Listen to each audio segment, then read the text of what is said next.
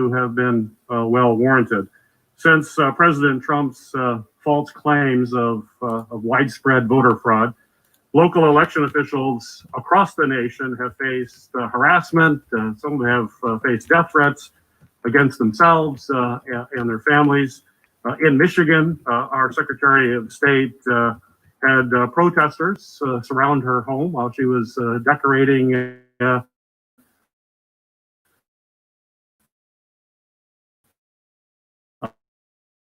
with law enforcement. Many of those folks, they were repeating some of the president's false allegations of widespread fraud in an intimidating way. And after speaking out, defending the integrity of the 2020 election, it's my understanding that you and your family also faced threats. In fact, it required us to take some and make some arrangements for your security to be here today to testify in person. On December 1st of this year, a top Republican election official, Gabrielle Sterling, in the Georgia Secretary of State's office, held a news conference urging President Trump and Republican lawmakers to stop attacking Georgia's election system with baseless claims of voter fraud. And in that news conference, Mr. Sterling said President Trump was, and I'm quoting Mr. Sterling here, quote, inspiring people to commit potential acts of violence, end of quote, and that, new quote, someone's going to get hurt, someone's going to get shot, someone's going to get killed, end of quote. Now, we saw similar dangerous trend earlier this year when election officials questioned COVID public health safety protocols and also fueled extremists, including in my home state, the extremists that targeted the governor of the state of Michigan.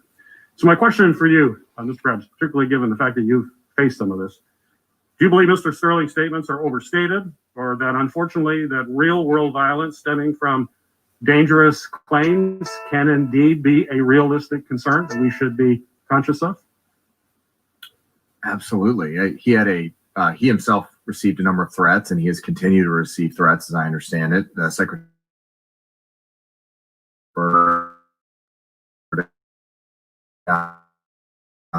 there has, I've continued to receive in the heads of, the principal level people, the directors of the offices. He was having IT contractors that were receiving death threats. We're seeing stoking of fires that is completely unnecessary with claims that are, I'm not even talking about some of the court cases. I'm talking about in my case and in many of our cases is these fanciful claims of dead dictators and computer algorithms, and we're debunking them because they're nonsense, and we've said that from the beginning. But they've taken root, and some people just don't want to hear how these systems actually work and what's actually capable across these systems, and most importantly, those I'm gonna say it again. Welcome, Rose, to the live. Ballots. Thanks for coming in, Rose. Those measures, the root of trust in the process that can dispense with these claims, even if these algorithms were there. They didn't work, but they're probably not there. So we've got to move past this. In these cases of threats, they need to be prosecuted. People need to, be held accountable for the claims they're making. And just the last question, and we spoke about this earlier, that if you look at the fact that we were able to conduct this election in a fair way during the middle of a pandemic, which is an extraordinary time to try to conduct fair elections and do it as efficiently as possible. And the fact that you have thousands of election officials and volunteers that are working. I think of the men and women who went to the polling places to process voting, did it with concerns about their health, people who went to vote or their health, or folks who chose to vote absentee in order to minimize the risk to their families, to the health of their families. This is really, in my mind, a time to celebrate a very successful election that was done fairly. And it was done in the midst of an extraordinary time that we're living in. And it's the result of folks in CISA, your folks, others with Homeland Welcome, Security. Drusilla Johnson, folks to with the FBI live. Welcome others. in, Drusilla. Would you just comment on that as how we should look at what we just went through And that doesn't mean that we shouldn't be looking at ways to improve the system, to make sure that we minimize clerical errors, to make sure that if there are isolated incidents of fraud, that they're dealt with and they're caught. But we should be also celebrating what just was pulled off in this country, which is an example of how a democratic system can work efficiently, fairly, and even do it under extraordinary pressure.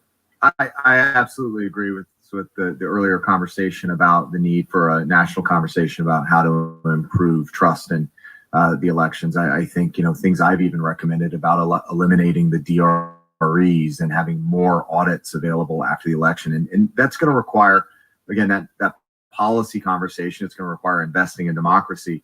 But we do need to recognize the fact that this was a historic election. We had 100 million voters by November 3rd. That shows that people wanted to get out there and vote. They wanted to participate in this process.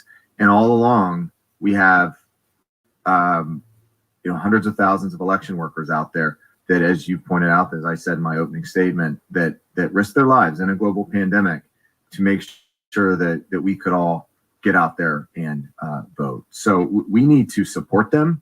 I have significant concerns that the targeted violence against these election workers is going to have a chilling effect on turnout of election workers in the future. If there's no election workers, it's really hard to do an election. So we need to think about that and how to counter that going forward. Thank you. Thanks, Senator Peters. Now, this is a number of times we've talked about threat and violence against election workers, which obviously nobody on this committee condones at all. At all. I certainly hope there's not an inference in all this discussion that this hearing is going to spawn some of that. Anybody listening to this hearing, do not engage in that. Okay, I wish Senator Paul were actually here to talk about his scrape with threats and violence in the political realm. They're in a terrible position in this country where you have this level of threat across the political spectrum. Nobody should condone it. Certainly not this committee, certainly not this chairman. But that's what I think this hearing is about, is to provide the information, talk honestly about it. Take a look at allegations. If they can be explained, take them off the table. There's plenty that as we were doing our preparation for this hearing, we were able to take off the table. But that's what this is about. This is about information, obtaining it, the freedom to obtain it and disseminate it. Information. With that, I'll turn it over to Senator Carper. Thanks, Mr. Chairman. Again, our thanks to our witnesses. You've been patient, been here for a long time. Those of you that are here personally and those that are connected from afar. I mentioned earlier, I'd gone to Ohio State. Fortunately, nobody in my family ever graduated from college. I won this Navy ROTC scholarship. I got to go to college. And the first in my family, I think, to graduate from college. When I got to Ohio State, I found out there was a little town just north of Columbus called Delaware. And so my 4 years at Ohio State, I'm thinking of Delaware. I'm thinking, it's a little town just north of Columbus. And then I found out later on it's a state. And when I finished out my active duty at the end of the Vietnam War and moved from California to Delaware to get an MBA, I learned it on December 7th, 1787. December 7th, 1787. Delaware became the first state to ratify, first colony to ratify the Constitution. And then 12 others followed suit, and we ended up with a country that prevails to this day. I'm a little bit of a student of history. I know we all are, but one of the things I learned about the framers, the Constitutional Convention up in Philadelphia, just north of where my wife and I lived, my family lived just north of Wilmington, is they disagreed on a bunch of stuff. They disagreed on a bunch. Probably the hardest thing for them to agree on, as it turns out, was should there be a judiciary? Article 2, I think it is, but should there be a judiciary? And if so, who's going to pick the judges? And they argued and argued for days, weeks, trying to figure it out. And somebody came up with the idea and finally said, it shouldn't just be the Senate, it shouldn't just be the House. It ought to be the president to appoint with the advice and consent of the Senate. And so they voted on it, and they voted it down. And they, whenever they run into an impasse up in Philadelphia, they would bring in faith leaders to come in and pray for wisdom for framers. And they did that again. And they debated some more for days. And finally, somebody said, why don't we just go back to the earlier idea and vote on it again? And they did. And they adopted a clause that says the president shall nominate with the advice and consent of the Senate those who will serve lifetime terms. Quite extraordinary. As our judges. Is it a perfect solution? No. We've been wrestling for what 200 some years, figuring out what is the advice and consent of the Senate. What's that really mean? And we just in the recent months we've been wrestling again with that.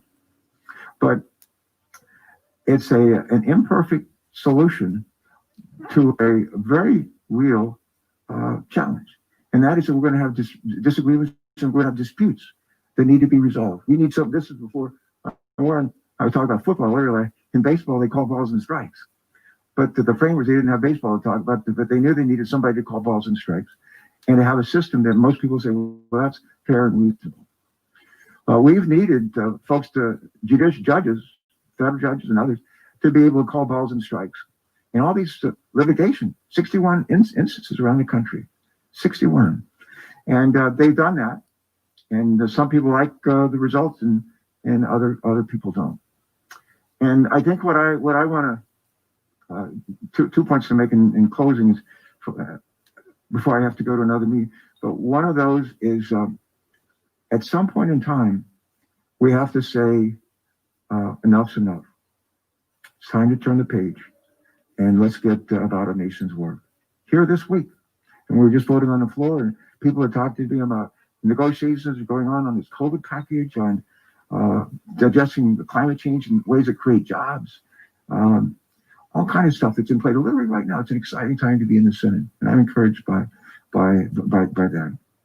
The other thing I'd say, in the Navy, I was a naval flight officer, later a P-3 aircraft mission commander for a long time, active in reserve, but in naval aviation, especially in P-3 community, you have a job in the airplane on the crew, you have a job on the ground. And for a while, my job was, I was described as an air intelligence officer when we were in Southeast Asia. And because I have a huge respect for intelligence agencies, and we got a bunch of them, they're really good ones. One of our friends, one of our former colleagues, was a former senator from Indiana, and he ended up as a DNI, Director of National Intelligence, and a good friend of, I think, all of us.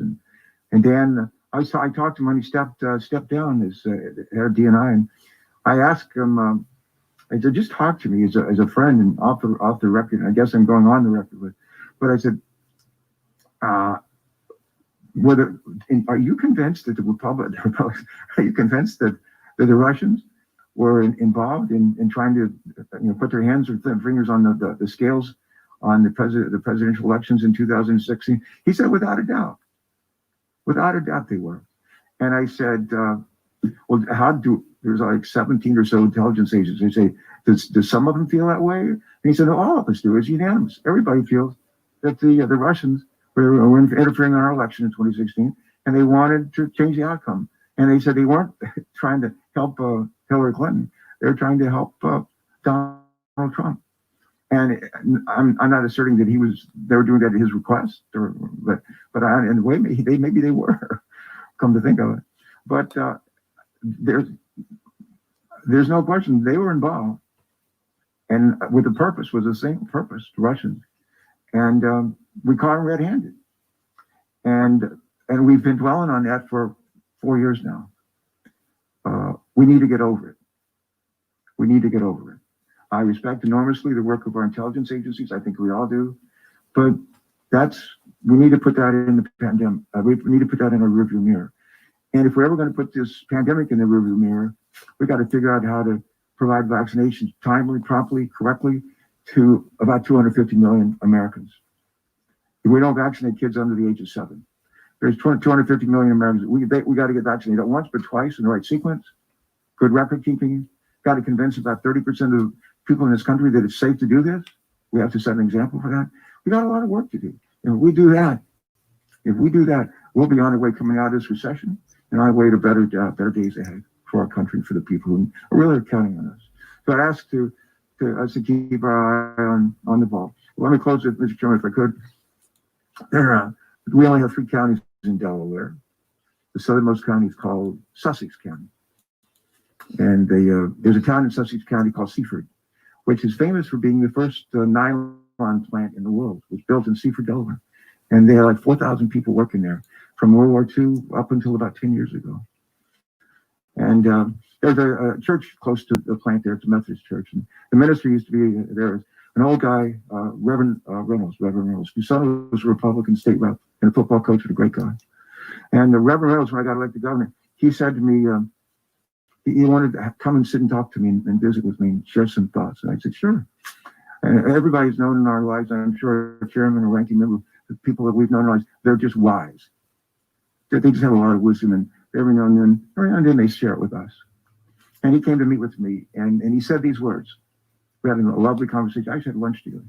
And he said to me, just remember this, Tom. He said, the main thing is to keep the main thing the main thing. That's what he said. The main thing is to keep the main thing the main thing. I sat there and I said, what in the world are you talking about? It took me a while to figure it out, but I finally did. And I would just say, the main thing here is to keep the main thing the main thing. And that is, we have this gift, the Constitution. It's not perfect, but it actually puts us on a course for a more perfect union, a more perfect union. Hopefully we're going to learn from these, what we did well in this election and what we didn't. And years from now, people look back and said, well, they kept their eye on the ball. They kept their eye on the main thing. If we do that, our history will look well on our efforts. So thank you, Mr. Chairman. Thank you to our ranking member, Senator Peters. Thank you. And to our witnesses again. Thank you all. Thank you, Senator Carper. And again, appreciate your outreach this morning. I would say the main thing of this hearing is the fact that we need to have confidence in the integrity of our election. And we have to recognize the reality that right now, and quite honestly, for the last 4 years, that hasn't existed. 2016, illegitimate result, resistant. You remember the famous tweet by Mark Zaid. I can't remember it off the top of my head, but something like, coup's begun, impeachment will follow. That's what we've been living with 4 years. Different election, different result, different side. And the reality is people have concerns. And I'm just saying these are legitimate concerns. You mentioned the courts. I've acknowledged the process has worked its way to a conclusion. I've got something like 59 court cases. Now, many of these, as Mr. Troop has talked about, some were not decided on the facts. They're just decided and dismissed based on standing, which is, again, that's our process. That's a legitimate decision by a court, but it's not very satisfying for people who have some facts that want to be considered by a court. Or Mr. Bernal, the same thing in Nevada. So to deny the reality that we have a problem, a very serious problem, that's not the main. The main thing is we have to acknowledge that problem and we have to work together to fix it, to restore the confidence. So let me just see if I can wake up Mr. Ryan and Mr. Palmer, make sure they're there. Ask a couple of questions of each of you, and then I'll give all of you the opportunity to kind of make a relatively brief. I mean, this is actually a long hearing for us. I know the Judiciary Committee sometimes goes on long, but this is a long hearing for our committee. And I really do appreciate the involvement as many members who took this thing seriously. But Mr. Ryan, are you there? Yes, sir. I am. Thank you, Senator. Okay. Sorry about that. I hope you had lunch or something in the interim. Representative Ryan, in our conversations, you were talking about, as Mr. Bernal talked about, your inability to get access to certain things that, I would hope Director Krebs would agree should be transparent, and that those of you having questions about or even challenging results should have access to in order to mount an effective challenge. Can you talk a little about that? Absolutely, Senator. As a former chair of an audit committee of publicly traded companies and currently the chair of the audit committee of the public school employee retirement system, the control environment is a critical component of it. Mr. Krebs is referring to, as an example, the security systems, and I don't dispute his comments on that at all. And I applaud the great work that's been done at CISA. But until the entire control environment, that's the tone at the top, has been properly evaluated and documented to where you can have a Six Sigma or lean systems approach that allows you to be able to have this transparent, auditable result, it violates one of the basic principles of any systems of internal controls. One of the things that we tried to deal with the Sarbanes-Oxley bill that I think it was done effectively was this concept of control deficiencies, significant deficiencies, and material weaknesses. The absence of the ability to provide a timely audit of that information is problematic. And I would just like to just make this comment. I spent a lifetime as a reserve officer, and so I was also on active duty, either in Operation Uphold Democracy in Haiti, Operation Iraqi Freedom. I helped supervise some of the elections results in Iraq in 2005 after I was called out of retirement.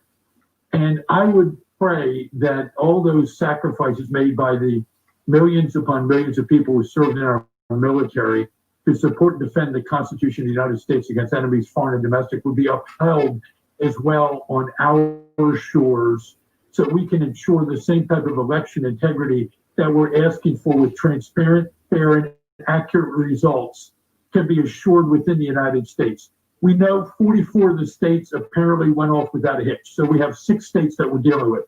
That's a pretty good track record, but unfortunately, when you consider the fact that the 4 of the states were that razor-thin margin close, the results of the election could have been in question. I concur, Senator, that most of the results have already been looked at from a challenge from a legal perspective, so it's probably a moot point for the current election, but I pray that the Senate will take up this battle standard and say we need to really reaffirm to make sure that the people have the faith and confidence in our election system. I try to live by a triangle of faith. The faith is to believe is to have faith, and to have faith is to have trust. Whenever that trust triangle is broken, we will have difficulties and discord will follow. And I pray to God that every person listening to this testimony hears your words and says, let's have a peaceful resolution of all of these concerns that we have so we can get on with business as usual.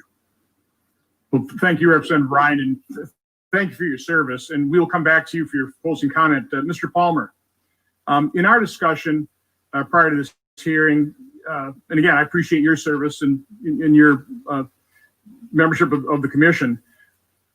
You talked about some things that troubled you with this election. Can you just kind of review those with the committee? Well, a few of the things that I was concerned about, I think that raised the emotions from the political campaigns. Some of it was the treatment of poll watchers. I believe transparency is a very important thing, and one of the concerns I had was that people need to be treated with respect. I understand as an election administrator that often we are doing our job and we don't believe anybody needs to be watching the process.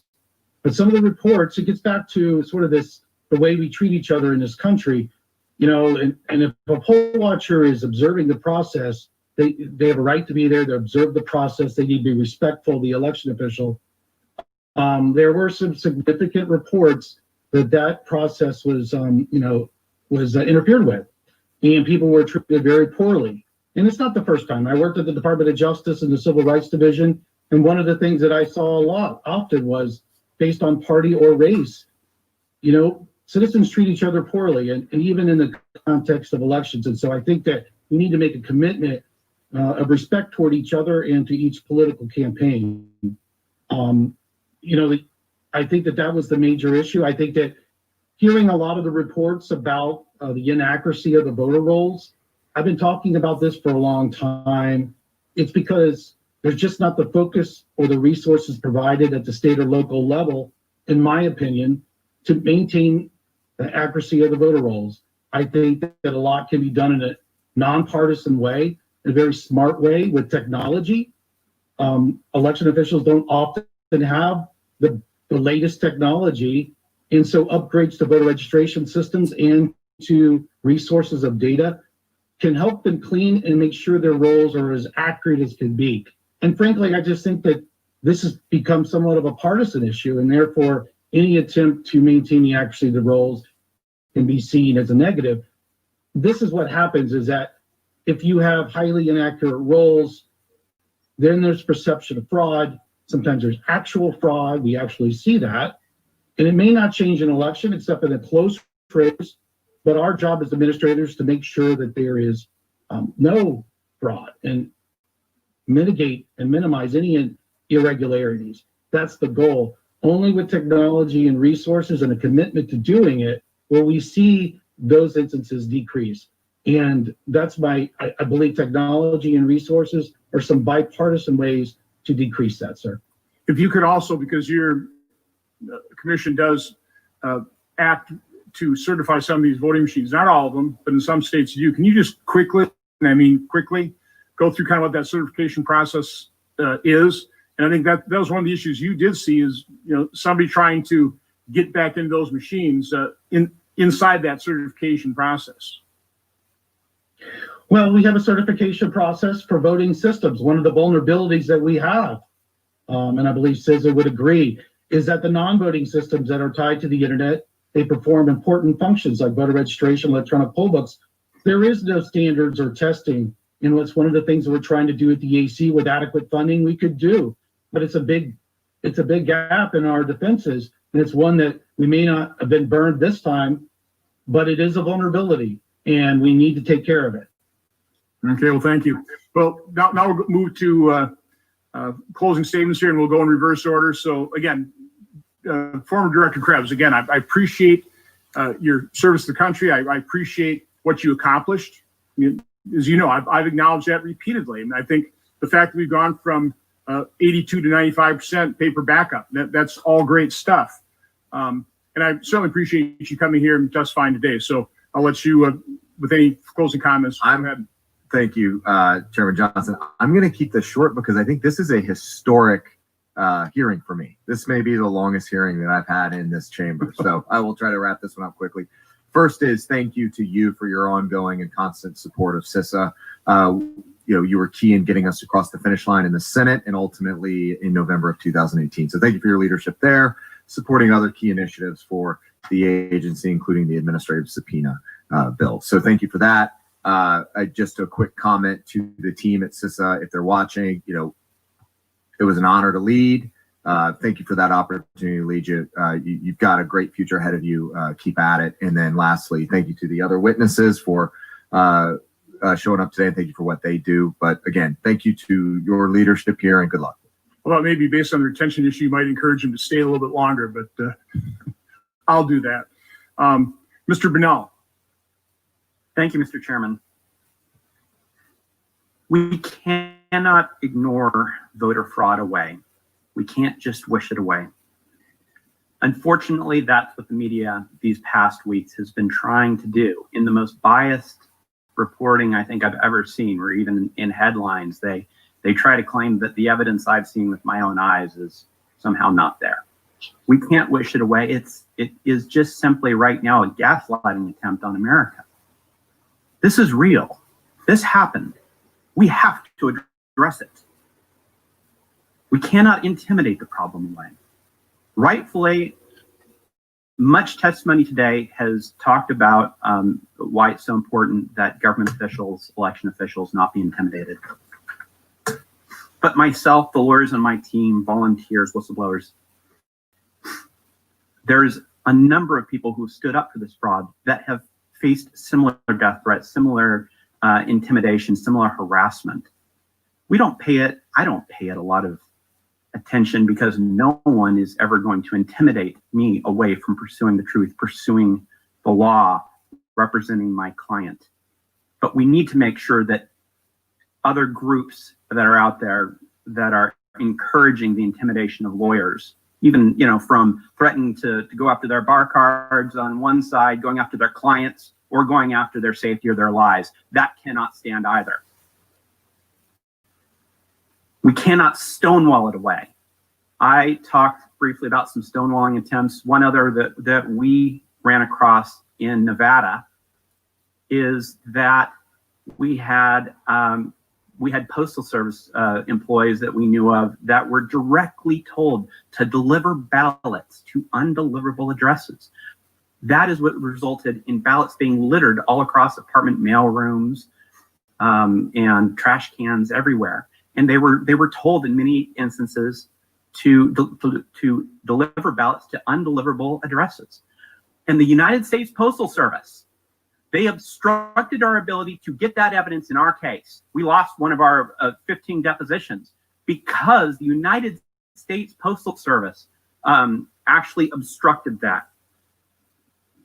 It raises the question with all this stonewalling that we encountered. What do you have to hide? And I think we know in this case what there is to hide. I said in my opening statement that government by consent of the governed is hard to win and easy to lose. That's why it's so important that we take this so incredibly seriously.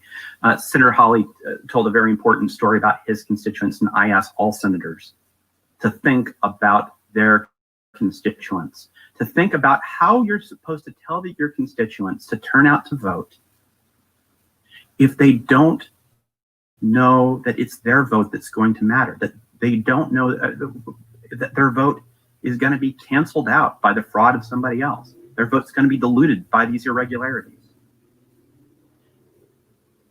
We can't pretend that this problem didn't happen. It did. This is the United States of America. We don't run from that. We fix it. We have to use every arrow in our quiver to fix it because it did happen. And it's now on all of us to make sure that we fix it. I really appreciate the committee's time and the chairman's time. And thank you. Thank you, Mr. Bernal. Representative Ryan. Senator, thank you very much for candidly your courage in having this hearing. If I could just conclude with these comments. Our nation is at a crossroads.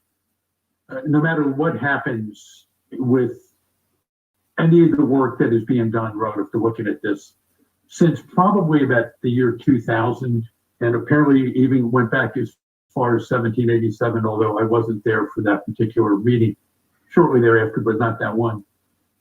The consent of the governed will determine whether or not they believe in the results of any election.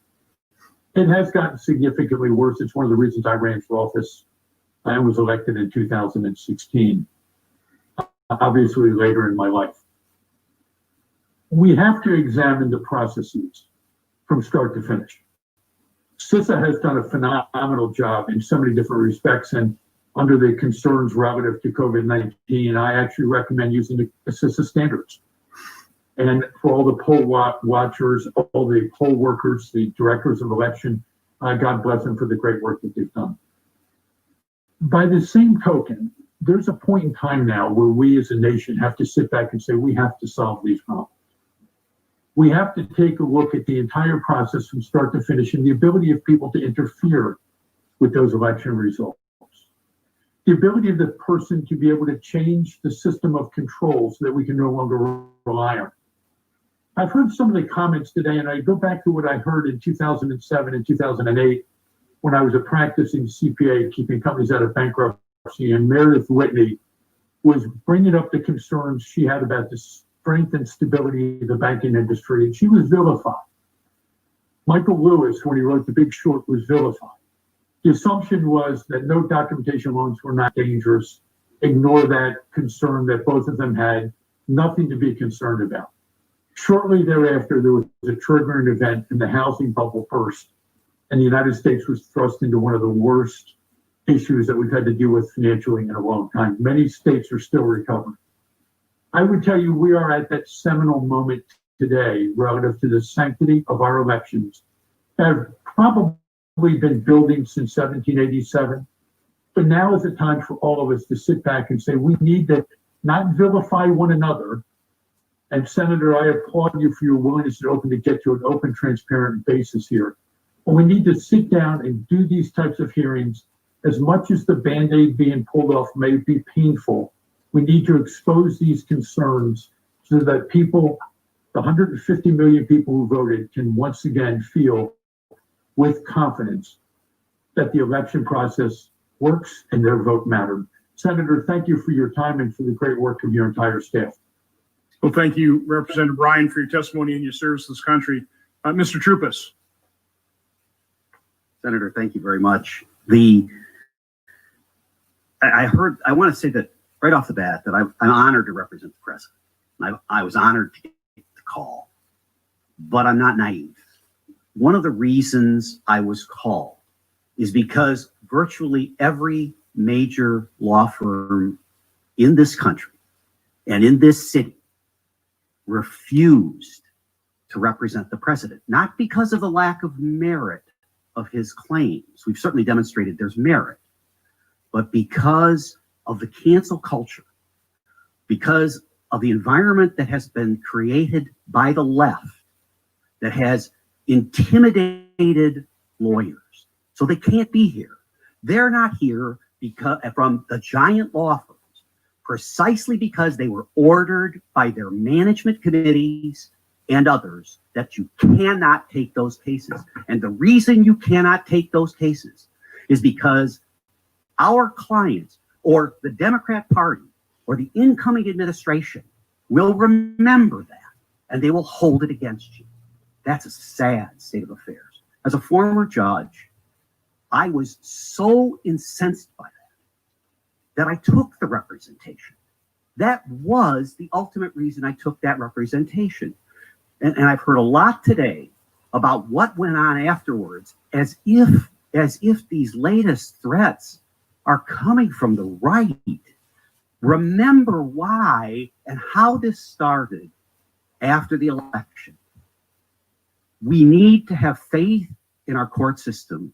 We have to acknowledge that the court system has been deeply intimidated by the left, just as the lawyers have been intimidated.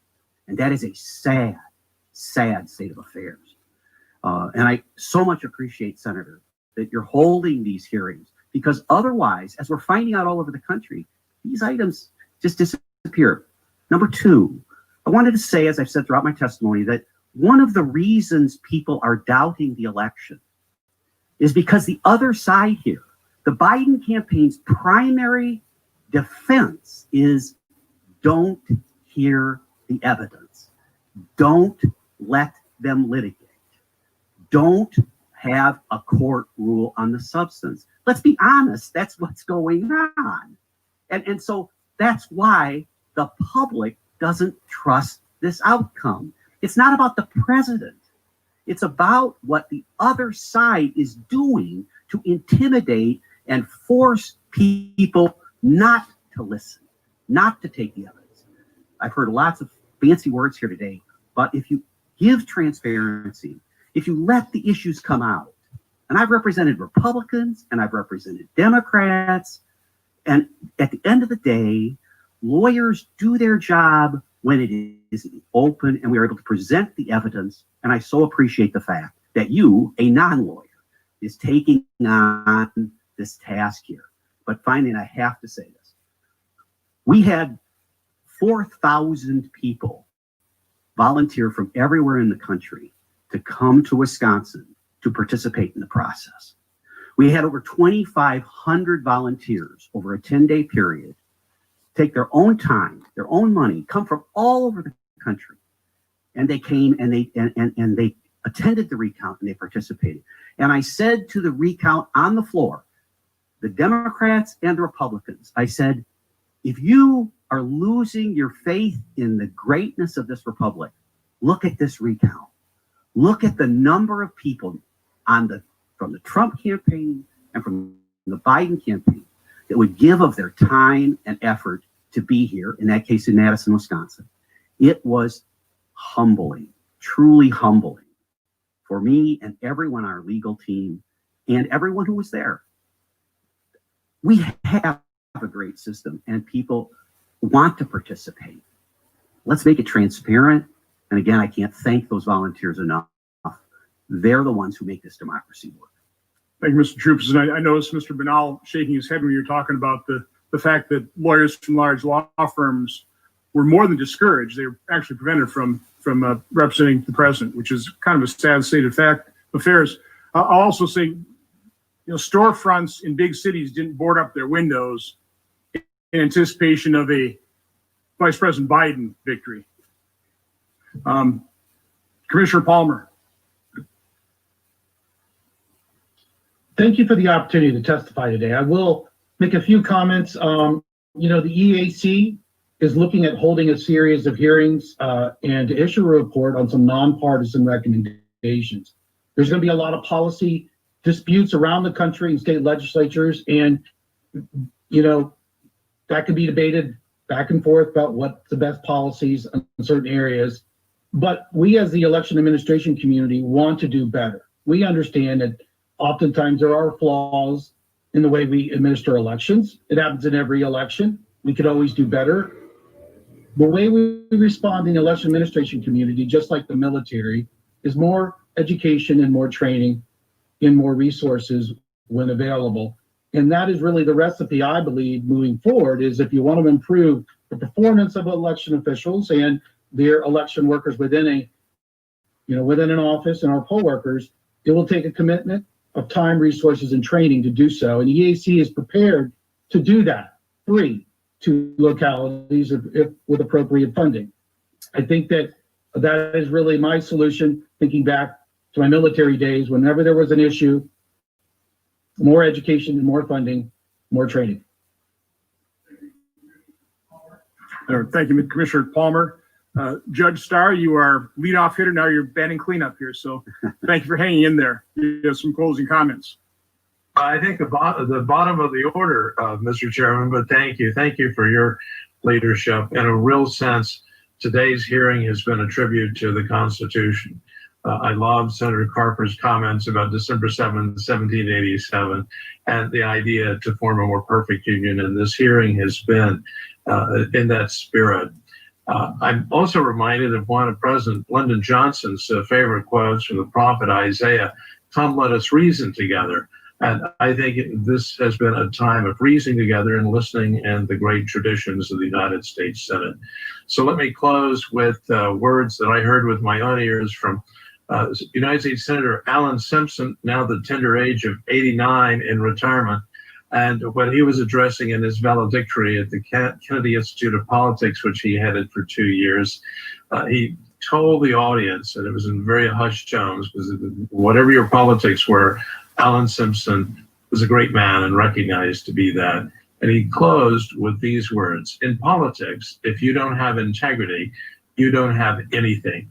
And what this hearing is trying to do is to how can we, in fact, promote not just confidence in government, but how can we, in fact, promote the integrity and honesty, which is at the bedrock of the kind of government in whom we can trust. So thank you for the honor of appearing before the committee. Well, thank you, Judge Starr, for your participation, for your service to this country. I do want to make a comment. We spoke to, and we're very appreciative of the fact that the Dominion Systems, Edison Research, AP, a number of people we spoke to prior to this hearing. Now, they didn't all participate, but we will leave the record open. And I encourage everybody we spoke to and people that we didn't, if you want to input information into this record, you've got a couple weeks to do it. And I encourage it. And our staff will look at that and we will vet it. We'll call you. We'll ask questions. This hearing is not dangerous. What would be dangerous is not discussing this openly and frankly with transparency. This is a problem that we have to acknowledge and recognize and solve together. And we're only going to do that with information. So I'm soliciting information. Okay, this is only part of the process. There was oversight before this hearing. There needs to be oversight after this in the next Congress. Hopefully I can work with Senator Carper, who I think we all recognize has done a pretty good job of outreach here and some pretty bipartisan words here. So I'm hoping that's how we can move forward because I truly think as Americans, we share the same goal. We all want a safe, prosperous, secure country, state, community. That's what we want. We want to be able to raise our children in safety and freedom. And the way it works in this country is through participation in the democratic process. So I think everybody in this panel wants to make sure that we have good participation. We encourage citizens to participate. We also want every legitimate vote to count. But we should be every bit in favor of making sure that every vote is legitimate.